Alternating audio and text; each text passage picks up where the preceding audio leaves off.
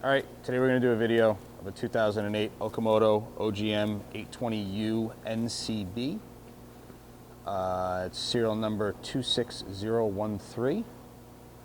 It has a FANUC 21i TB control. This has the conversational side as well as your fully CNC. We're going to jog it around. That's your x-axis.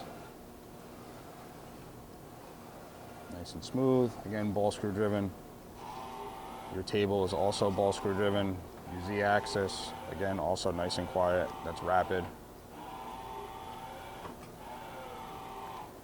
Machine has the lateral locator.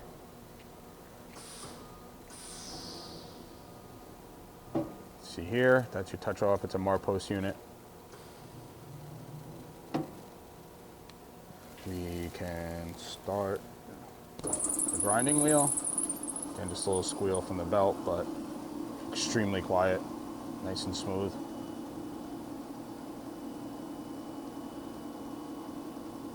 Machine's equipped with a Royal filter mist system you see up here. It can be reconnected, just need to get a piece of tubing to go to get your dust to connect the suction up.